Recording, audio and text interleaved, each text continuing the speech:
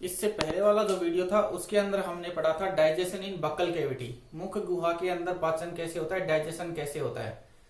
तो buccal cavity में हमने पढ़ा, उसमें हमने सेलिवरी ग्लैंड्स पढ़ा था, बाय टीथ के द्वारा और लार ग्रंथियों के द्वारा पढ़ा था। तो लार ग्रंथि में हमने सेलिवरी ग्लैंड्स के टाइप्स देखे थे, कितने टाइप की सेलिवरी ग्लैंड्स होती है, लार ग्रंथियां होती है। उसके बाद में हमने देखा था कि जो सेलिवरी ग्लैंड्स होती है इनका कंट्रोल कैसे होता है, इनका नियंत्रण कैसे होता है, और लार जो होती है उसके काम क्या होते हैं, क्या क्या उसके कार्य होते हैं। तो ये सब हम पहले वाले वीडियो में हम देख चुके हैं। आज हम देखेंगे डाइजेशन इन स्टोमक, स्टोमक के अंदर डाइजेशन कैसे होता है, और फेरिक्स और जो इसोफेगस होता है उसके अंदर डाइजेशन कैसे होता है। तो सबसे पहले हम देखेंगे फेरिक्स के अंदर और इसोफेगस के अंदर डाइजेस्टिव सिस्टम किस तरह से काम करता है। उसके बाद में हम देखेंगे स्टोमक के अंदर डाइजेशन कैसे होता है। तो फेरिक्स और जो इसोफेगस होते हैं ये क्या काम करते हैं, डाइजेशन के अंदर हेल्प करते हैं। तो यहाँ पे जो फेरिक्स होती है, फेरिक्स को हम क्या बोलते हैं, ग्रसनी बोलते हैं। तो जो फेरिक्स होती है वो दो काम करती है, एक तो रेस्पिरेशन का काम करती है, श्वसन के अंदर हेल्प करती है, दूसरा डाइजेशन के अंदर भी हेल्प करती है, श्वसन क्रिया में भी हेल्प करेगी और पाचन के अंदर भी हेल्प करती है। तो दो काम करती है, दोनों का कॉमन अंग बोलते हैं। फेरिक्स को क्या बोलते हैं, दोनों का कॉमन अंग बोलते हैं। तो वह भाग फेरिक्स के अंदर, वह भाग या ग्रसनी के अंदर वह भाग जहां पे रेस्पिरेशन सिस्टम और डाइजेस्टिव सिस्टम एक दूसरे को क्रॉस करते हैं, ठीक है, जहां पे रेस्पिरेटरी सिस्टम और डाइजेस्टिव सिस्टम एक दूसरे को क्रॉस करते हैं उसे हम क्या बोलते हैं, फेरिंजियल काइज्मा बोलते हैं। ठीक है, फेरिक्स के वह भाग जहां पे रेस्पिरेटरी सिस्टम और डाइजेस्टिव सिस्टम एक दूसरे को क्रॉस करते हैं उसे हम क्या बोलेंगे, फेरिंजियल काइज्मा बोलते हैं। दूसरा आता है ईसोफेगस। तो ईसोफेगस कैसा होता है, एक लंबी ट्यूब लाइक स्ट्रक्चर होती है, नलिकाकार रचना के रूप में रहता है, लंबा होता है, ट्यूब लाइक स्ट्रक्चर होती है, नलिकाकार होता है। ठीक है, ईसोफेगस और जो फेरिक्स होती है दोनों के अंदर ही क्या होता है, डाइजेशन का काम नहीं होता है, पाचन का काम नहीं होता है, क्योंकि इनके अंदर किसी भी प्रकार के एंजाइम का सिक्रेशन नहीं होता है, तो ये डाइजेशन का काम नहीं करते हैं। फेरिक्स और जो ईसोफेगस होती हैं ये डाइजेशन का काम नहीं करेंगे, क्योंकि इनमें किसी भी प्रकार का एंजाइम जो रहता है उसका सिक्रेशन नहीं होता है। तो हम देखते हैं, चलो डाइजेशन इन फेरिक्स और पहले ईसोफेगस के अंदर। तो फेरिक्स क्या होती है, डाइजेशन का और रेस्पिरेशन का कॉमन भाग होती है। ठीक है, डाइजेशन का काम भी डाइजेशन में हेल्प करती है, रेस्पिरेशन के अंदर भी हेल्प करती है। तो ये कॉमन अंग होता है जहां पे फेरिक्स के अंदर वह भाग जहां पे ईसोफेगस फेरिक्स का वह भाग जहां पे डाइजेस्टिव सिस्टम और रेस्पिरेटरी सिस्टम एक दूसरे को क्रॉस करते हैं, उस भाग को हम क्या बोलेंगे, फेरिंजियल काइज्मा बोलते हैं। उस भाग को क्या बोलेंगे, फेरिंजियल काइज्मा बोलते हैं। फेरिक्स और जो ईसोफेगस होते हैं इनमें किसी भी प्रकार के एंजाइम का सिक्रेशन नहीं होता है, तो यहाँ पे डाइजेशन की कोई भी प्रोसेस नहीं होती है, डाइजेशन नहीं होता है, यहाँ पे सिर्फ म्यूकस का सिक्रेशन होता है। ठीक है, श्लेष्मा का स्राव किया जाता है, और ये जो श्लेष्मा होती है ये क्या काम करती है, ये फूड को मॉइस्चर करने का काम करती है, नमी बना देती है फूड के अंदर और सेमी सॉलिड अवस्था के अंदर ले आती है। ठीक है, अर्ध ठोस अवस्था में फूड को ले आता है कौन, म्यूकस। जो नम और जो सेमी सॉलिड जो फूड होता है उसे हम क्या बोलते हैं, बोलस बोलते हैं, उसे क्या बोलेंगे, बोलस बोलते हैं। ठीक है, ईसोफेगस क्या होता है, लंबा ट्यूब लाइक स्ट्रक्चर होती है, नलिकाकार रचना होती है, इसे हम फूड पाइप भी बोलते हैं, इसे हम क्या बोलते हैं, फूड पाइप भी बोलते हैं। और ये कहाँ पाया जाता है, ये ट्रेकिया के पीछे होता है, इसकी लोकेशन कहाँ होगी, ट्रेकिया के पीछे वाले भाग के अंदर ये पाया जाता है। तो ये तो हो गया डाइजेशन इन फेरिक्स एंड ईसोफेगस। इसके बाद में आता है डाइजेशन इन स्टोमक। तो स्टोमक जो रहता है उसकी स्ट्रक्चर कैसी होती है, स्टोमक को हम आमाशय भी बोलते हैं। ठीक है, हिंदी में स्टोमक को क्या बोलेंगे, आमाशय। फेरिक्स को ग्रसनी बोलते हैं, ईसोफेगस को ग्रासनाल बोलते हैं। तो हम देख रहे हैं डाइजेशन इन स्टोमक, आमाशय के अंदर पाचन। तो फेरिक जो स्टोमक होता है उसकी स्ट्रक्चर कैसी होती है, जे शेप, इस तरह से जे के आकार का होता है, एब्डोमिनल केविटी के अंदर पाया जाता है। जो उदर गुहा होती है उसके अंदर ये पाया जाता है, उदर गुहा की केविटी में पाया जाता है, एब्डोमिनल केविटी के अंदर प्रेजेंट होता है। एब्डोमिनल केविटी में भी ये कहाँ पाया जाता है, लेफ्ट साइड के अंदर। ठीक है, लेफ्ट साइड के अंदर, बॉडी का जो लेफ्ट साइड होता है वहां पे ये प्रेजेंट होता है। लेफ्ट साइड में स्टोमक होता है, राइट साइड में लीवर प्रेजेंट होता है। राइट साइड में क्या मिलेगा, राइट साइड में लीवर होता है। ठीक है, लेफ्ट साइड में स्टोमक और राइट साइड में लीवर प्रेजेंट होता है। स्टोमक के 3 पार्ट होते हैं। स्टोमक जो रहता है वो 3 भागों के अंदर डिवाइड होता है, कार्डियक, फंडिक और पाइलोरिक। कार्डियक, फंडिक और पाइलोरिक, ये स्टोमक के 3 भाग होते हैं। तीनों भागों के अंदर, स्टोमक के जो तीनों पार्ट होते हैं, तीनों भागों के अंदर 3,50,000 गैस्ट्रिक ग्लैंड पाई जाती है। इन्हें क्या बोलते हैं? जठर ग्रंथियां। जठर ग्रंथियां, गैस्ट्रिक ग्लैंड्स पाई जाती है। ये जो गैस्ट्रिक ग्लैंड्स होती है, ये गैस्ट्रिक जूस का सिक्रेशन करती है, गैस्ट्रिक जूस का स्त्राव करती है। ये जठर रस के स्त्राव का काम करती है, गैस्ट्रिक जूस का सिक्रेशन करेगी। तो यहाँ पे हमने एक स्टोमक का डायग्राम बनाया हुआ है, ठीक है। तो स्टोमक का सबसे ऊपर का जो पार्ट होता है उसे हम क्या बोलते हैं? ईसोफेगस बोलते हैं। ईसोफेगस और स्टोमक, यहां से ये क्या शुरू हो जाता है? ये वाला जो पार्ट है, यहां से स्टोमक शुरू हो जाता है। तो ईसोफेगस और स्टोमक के बीच में एक वाल्व लाइक स्ट्रक्चर पाई जाती है, जिसे स्फिंक्टर्स बोलते हैं। जिसे क्या बोलते हैं? स्फिंक्टर्स। ये सर्कुलर मसल्स का बना हुआ रहता है। Circular muscles. स्फिंक्टर्स किससे बनते हैं? सर्कुलर मसल से, मांसपेशियों से। वर्ताकार या वर्तुल मांसपेशियां होती है, उनके द्वारा ये बने हुए रहते हैं। और ये बाई डायरेक्शनल होते हैं, ठीक है, दोनों दिशाओं के अंदर, ऊपर की तरफ में और नीचे की तरफ में, दोनों दिशाओं में ये काम करते हैं। तो कैसे होते हैं? बाई डायरेक्शनल होते हैं, ठीक है। ईसोफेगस और स्टोमक के बीच में एक वाल्व प्रेजेंट होता है, जिसे स्फिंक्टर्स बोलते हैं। अब ईसोफेगस से स्टोमक का जो भाग जुड़ा हुआ रहता है वो क्या कहलाता है? कार्डियक। ईसोफेगस से स्टोमक का जो पार्ट जुड़ता है या जो अटैच होता है उसे हम क्या बोलते हैं? कार्डियक बोलते हैं। ये वाला पार्ट यहां से क्या शुरू हो जाती है? यहां से स्मॉल इंटेस्टाइन, छोटी आंत्र शुरू हो जाती है। छोटी आंत का पहला जो भाग होता है उसे हम क्या बोलते हैं? ड्यूडेनम या ग्रहणी बोलते हैं, ठीक है, ड्यूडेनम या ग्रहणी बोलते हैं। तो वह भाग जो ड्यूडेनम और स्टोमक से जुड़ता है वो क्या कहलाता है? पाइलोरिक, ठीक है। ड्यूडेनम और स्टोमक से जुड़ने वाला भाग क्या कहलाता है? पाइलोरिक। ये भाग क्या हो गया? पाइलोरिक। पाइलोरिक और कार्डियक के बीच में क्या प्रेजेंट होता है? फंडिक पार्ट प्रेजेंट होता है। कार्डियक और पाइलोरिक और कार्डियक के बीच में क्या होता है? फंडिक, ठीक है। तो ये तो होगी स्टोमक की स्ट्रक्चर। अब हम देखते हैं इसमें जो ग्लैंड्स पाई जाती है, जो गैस्ट्रिक ग्लैंड्स पाई जाती है, जठर ग्रंथियां प्रेजेंट जो होती है, वो कितने प्रकार की होती है और वो क्या क्या काम करती है, ठीक है। तो वितरण के आधार पे, डिस्ट्रीब्यूशन के आधार पे जो गैस्ट्रिक ग्लैंड्स होती है वो 3 टाइप की होती है। सबसे पहली जो ग्रंथि होती है उसे हम बोलते हैं कार्डियक ग्लैंड्स। जैसा नाम से ही पता चल जाता है कार्डियक ग्लैंड कहाँ प्रेजेंट होगी? स्टोमक का जो कार्डियक पार्ट होता है, स्टोमक का ये जो कार्डियक रीजन होता है, इस भाग के अंदर कार्डियक ग्लैंड प्रेजेंट होती है। ये कैसी होती है? सिंगल, एकल होती है और ट्यूबुलर, नलिकाकार रचना के रूप में पाई जाती है। एकल होती है और नलिकाकार होती है। इस भाग के अंदर, ठीक है, इन ग्लैंड्स के अंदर बोल दो चाहे, इन ग्लैंड्स के अंदर जो सेल्स प्रेजेंट होती है वो सेल्स कैसी होती है? स्तंभाकार और कणिकीय होती है। स्तंभाकार और कणिकीय, कोल्यूमेलर टाइप की होती है और ग्रेन्युलर होती है। ग्रेन्युलर क्यों होती है? ग्रेन्युलर क्यों मिलेगी ये? क्योंकि ये जो सेल्स होती है, इन सेल के साइटोप्लाज्म के अंदर छोटी छोटी ग्रेन्यूल लाइक स्ट्रक्चर पाई जाती है, ठीक है। कणिका में क्यों होता है? क्योंकि ये जो सेल्स होती है, इन सेल के साइटोप्लाज्म के अंदर ग्रेन्युलर या कणिका जैसी रचनाएं प्रेजेंट होती है। तो इस पर ये कैसी होती है? कणिकीय या ग्रेन्युलर होती है, ठीक है। कार्डियक ग्लैंड स्टोमक के कार्डियक पार्ट में पाई जाती है, सिंगल होती है, ट्यूबुलर होती है, और इस भाग में जो सेल्स प्रेजेंट होती है वो स्तंभाकार होती है, स्तंभाकार कणिकीय होती है, ठीक है, कोल्यूमेलर ग्रेन्युलर टाइप की होती है। ये फंक्शन क्या काम करती है? कार्डियक ग्लैंड्स का फंक्शन क्या होता है? म्यूकस का सिक्रेशन करना, म्यूकस का स्त्राव करती है, जो डाइजेशन के अंदर हेल्प करता है, ठीक है। हमने बोला था म्यूकस क्या काम करता है? बोलस को बनाने का काम करता है, भोजन को मॉइस्चर कर देता है, सेमी सॉलिड अवस्था के अंदर ले आता है। तो ये म्यूकस का सिक्रेशन करती है। दूसरी जो ग्रंथि होती है उसे बोलते हैं फंडिक ग्लैंड्स। उन्हें क्या बोलेंगे? Fundic gland. नाम से पता चलता है फंडिक भाग, जो फंडिक ग्लैंड कहाँ प्रेजेंट होगी? फंडिक भाग के अंदर। तो इस भाग में जो ग्रंथियां पाई जाएगी उसे हम क्या बोलेंगे? फंडिक ग्लैंड्स बोलते हैं।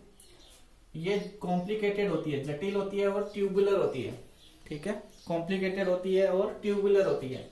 इस भाग में जो सेल्स प्रेजेंट होती है वो कैसी होती है? स्तंभाकार, कोल्यूमेलर टाइप की होती है, कॉलम के आकार की होती है। और सेल्स कैसी होंगी, एक्सोक्राइन टाइप की होती है। एक्सोक्राइन होने का मतलब क्या है, बहिस्त्रावी प्रकार की होती है। ठीक है, ये सेल्स कैसी होती है, बहिस्त्रावी प्रकार की होती है। 3 प्रकार की सेल्स इसके अंदर प्रेजेंट होती है। जो फंडिक पार्ट होता है उसमें 3 प्रकार की सेल्स पाई जाती है। एक होती है म्यूकस नेक सेल। म्यूकस नेक सेल ये क्या काम करेगी, ये म्यूकस का सिक्रेशन करती है, ये म्यूकस के स्त्राव का काम करती है। दूसरी होती है चीफ सेल्स या जाइमोजन कोशिकाएं। चीफ सेल या जाइमोजन सेल्स ये क्या काम करती है, ये पेप्सिन का स्त्राव करती है, रेनिन का स्त्राव करती है और गैस्ट्रिक लाइपेज का स्त्राव करती है। ठीक है, पेप्सिन, रेनिन और गैस्ट्रिक लाइपेज का सिक्रेशन करती है, जो किसमें हेल्प करते हैं, डाइजेशन के अंदर हेल्प करते हैं। स्टोमक के अंदर जो पाचन की प्रोसेस होती है, डाइजेशन की प्रोसेस होती है, उसके अंदर ये हेल्प करते हैं। तीसरे प्रकार की जो कोशिकाएं होती है वो पैराइटल सेल या ऑक्जेंटिक सेल्स कहलाती हैं। इसका दो पैराइटल सेल भी बोल सकते हैं और ऑक्जेंटिक सेल भी बोल सकते हैं। ये क्या काम करती है, ये HCl का सिक्रेशन करती है और इंट्रिंसिक फैक्टर का स्त्राव करती है। इंट्रिंसिक फैक्टर जो होता है वो विटामिन B12 के अब्जॉर्प्शन के अंदर हेल्प करता है, विटामिन B12 के अवशोषण में काम आता है। साथ में ये RBC का निर्माण भी करता है और उसके मैच्योरिटी के अंदर भी हेल्प करता है। RBC को परिपक्व बनाने के अंदर भी हेल्प करता है। विटामिन B12 क्या काम करेगा, इंट्रिंसिक फैक्टर क्या काम करेगा, विटामिन B12 का अवशोषण करता है, RBC का निर्माण करेगा और RBC को मैच्योर बनाने के अंदर भी हेल्प करता है। यहाँ पे एक मेन बात ये आती है कि ये जो पेप्सिन और जो रेनिन होते हैं, इनका जब स्त्राव किया जाता है तो ये कैसे होते हैं, इनएक्टिव फॉर्म के अंदर होते हैं। ठीक है, जैसे पेप्सिन है, पेप्सिन कैसा होता है, इनएक्टिव।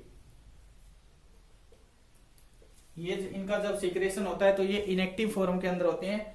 इनमें जब HCl मिल जाता है, ठीक है, इसके अंदर जब HCl मिल जाता है तब ये एक्टिव फॉर्म के अंदर आते हैं और इसकी एक्टिव फॉर्म क्या होती है, पेप्सिनोजन। पेप्सिनोजन। इसी तरह जो रेनिन जो होता है वो प्रो रेनिन के रूप में होता है। रेनिन जो रहेगा वो प्रो रेनिन के रूप में होता है।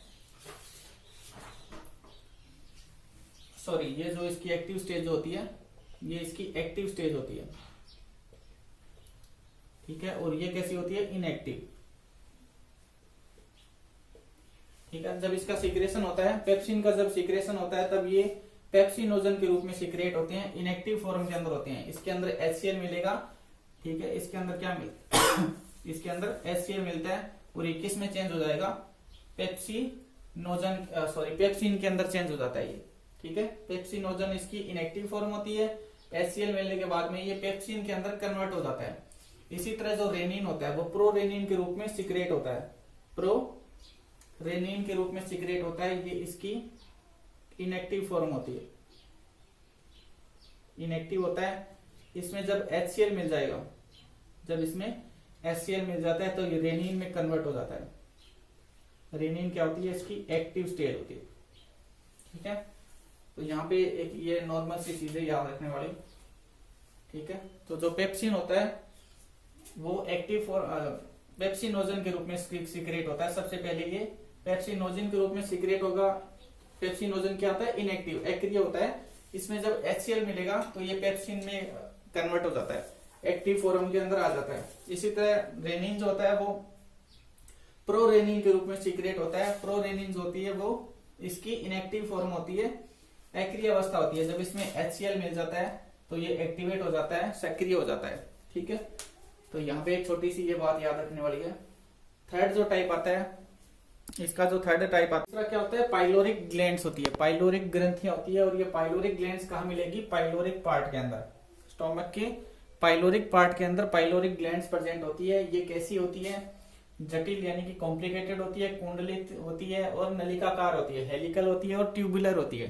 ठीक है, कॉम्प्लिकेटेड, हेलिकल और ट्यूबुलर टाइप की होती है, नलिकाकार होती है। इसके अंदर जो सेल्स प्रेजेंट होती है वो स्तंभ के आकार की होती है, कॉलम के आकार की होती है। ठीक है, स्तंभाकार बोल सकते हैं या कॉलम टाइप बोल सकते हैं। फंक्शंस, जो पाइलोरिक ग्लैंड्स होती है उनका काम क्या होता है, ये म्यूकस का स्त्राव करती है और पेप्सिन का सिक्रेशन करती है। म्यूकस और पेप्सिन के सिक्रेशन का काम करती है। ठीक है, तो यहाँ पे 3 प्रकार की ग्रंथियां पाई जाती है। गैस्ट्रिक ग्लैंड्स प्रेजेंट होती है, 3 प्रकार की जो कार्डियक भाग में पाई जाती है वो कार्डियक ग्लैंड्स कहलाती है, जो फंडिक भाग में पाई जाती है वो फंडिक ग्लैंड्स कहलाती है, और जो पाइलोरिक पार्ट में पाई जाती है वो पाइलोरिक ग्लैंड्स कहलाती है। इसके बाद में आता है chemical composition of gastric glands. इनका रासायनिक संगठन किस प्रकार का होता है? तो सबसे पहले अमाउंट 1 से लेकर 3 लीटर तक पर डे इनका सिक्रेशन किया जाता है। ठीक है, स्टोमक के अंदर 1 से लेकर 3 लीटर तक प्रतिदिन इनका स्त्राव किया जाता है। इसकी पीएच अगर देखें तो 1.0 से 1.5 तक, मतलब बहुत ज्यादा एसिडिक होता है, बहुत ज्यादा अम्लीय होती है। वाटर की मात्रा देखेंगे, पानी के परसेंटेज देखेंगे तो 99.5%, सबसे ज्यादा इसमें क्या परसेंट होता है? पानी पाया जाता है। इनऑर्गेनिक साल्ट, अकार्बनिक लवण जो रहते हैं वो 0.7% होते हैं, जैसे सोडियम है, potassium, calcium, magnesium, HPO4 minus और HCl, ये सब क्या कहलाते हैं? इनऑर्गेनिक साल्ट कहलाते हैं। तो ये कितने होते हैं? 0.7% होते हैं। इसके बाद में ऑर्गेनिक साल्ट, कार्बनिक लवण, ये 0.3% होते हैं, जैसे कि म्यूकस होता है, mucus, pepsinogen, prorenin, gastric lipase, gastric lipase को क्या बोलते हैं? जठरीय लाइपेज बोलते हैं। ठीक है, तो ये इसका केमिकल कंपोजिशन हो गया। अब हम देखेंगे कि इसका जो कंट्रोल होता है, स्टोमक के अंदर जो गैस्ट्रिक जूस होता है उसका कंट्रोल किस तरह से किया जाता है।